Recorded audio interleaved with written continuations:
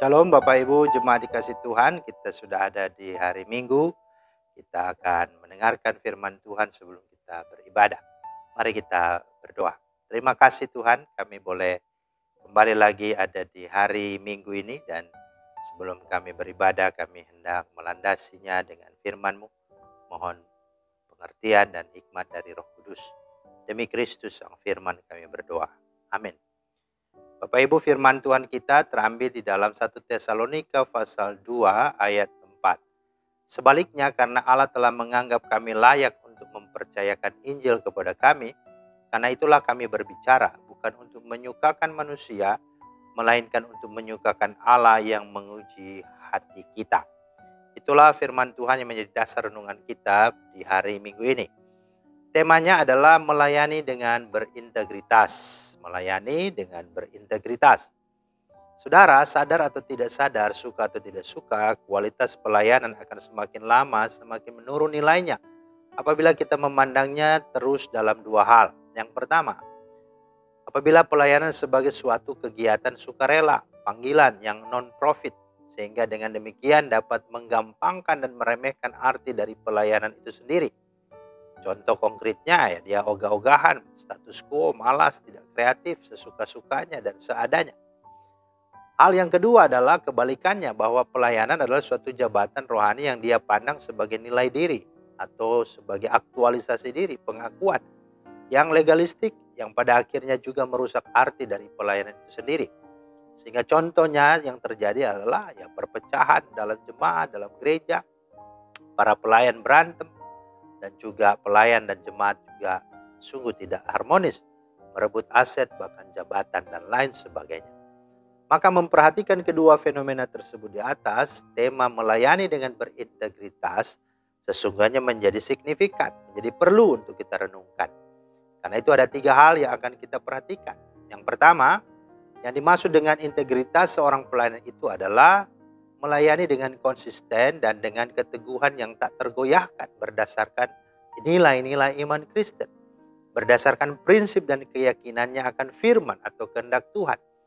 Dengan kata lain, satunya apa yang ada di dalam hati, dalam perkataan dan dalam perbuatan, itu sama.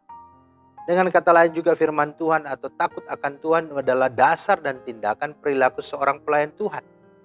Mengapa? Kata Paulus, karena Allah telah menganggap kami layak untuk mempercayakan Injil kepada kami.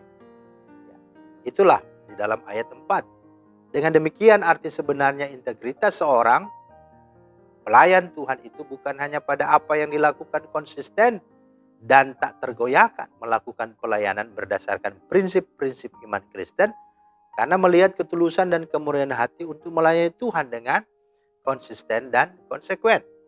Yang kedua, ciri seorang pelayan yang berintegritas itu adalah berani bayar harga dan tidak mundur dalam pelayanan. Ayat 1 dan 2.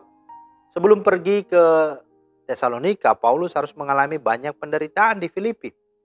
Orang banyak bangkit menentang mereka, lalu pembesar-pembesar kota itu menyuruh menggoyahkan pakaian dari tubuh mereka dan mendera mereka.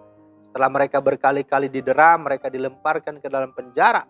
Sesuai dengan perintah itu, kepala penjara memasukkan mereka ke ruang penjara yang paling tengah dan membelenggu kaki mereka dalam pasungan yang kuat. Kisah 16, 22, 24. Namun walaupun ditentang, didera, dipenjara dan dibelenggu, Paulus tidak putus asa. Paulus tidak mengeluh ataupun berhenti melayani Tuhan. Justru sebaliknya, ia makin giat dan rohnya tetap berkobar-kobar bagi Tuhan. Paulus berkata, karena pemberitaan Injil inilah aku menderita, malah dibelenggu seperti seorang penjahat, tetapi firman Allah tidak terbelenggu. 2 Timotius 2:9. Artinya seorang pelayan yang berintegritas akan semakin ada tantangan, masalah, bukannya semakin mundur, melainkan akan semakin terus berjuang untuk terus membangun pelayanan. Nah, bagaimana dengan kita? Apakah yang kita lakukan juga sama? Yang kedua, melayani bukan untuk menyukakan hati manusia, apalagi mencari untung. Itulah ciri seorang pelayan yang berintegritas. Firman Allah berkata, kami berbicara bukan untuk menyukakan manusia, melainkan untuk menyukakan Allah yang menguji hati kita. Ayat 4. Rasul Paulus dipanggil untuk memberitakan Injil Allah. Ayat 2. Dan untuk memberi nasihat. Ayat 3. Dinyatakan bahwa semuanya dilakukan tidak lahir dari kesesatan, tapi murni, ya, tanpa tipu daya, dan tidak pernah Paulus mencari pujian dari manusia. Ayat 6. Tetapi untuk menyukakan hati Allah dan bukan manusia. Paulus tidak pernah bermulut manis dan tidak pernah mempunyai maksud loba yang tersembunyi. Ayat 5. Sekalipun ada kesempatan untuk semuanya itu. Di ayat 6. Dalam etika, integritas diartikan sebagai kejujuran dan kebenaran dari tindakan seseorang.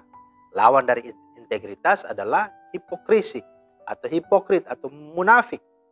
Seorang yang mempunyai integritas bukan tipe manusia dengan banyak wajah dan penampilan yang disesuaikan dengan motif dan kepentingan pribadinya. Bahkan untuk membuktikan integritasnya, Paulus rela dan bersedia untuk diuji atau dipertimbangkan baik di hadapan Allah dan juga manusia. Dan yang ketiga, disebut sebagai ciri seorang yang berintegritas adalah melayani dengan berbagi hidup untuk membangun iman jemaat. Ayat 7-12. Firman Allah berkata, tetapi kami berlaku ramah seperti seorang ibu mengasuh dan merawat anaknya. Ayat 7. Artinya melayani jemaat harus dengan kasih yang besar.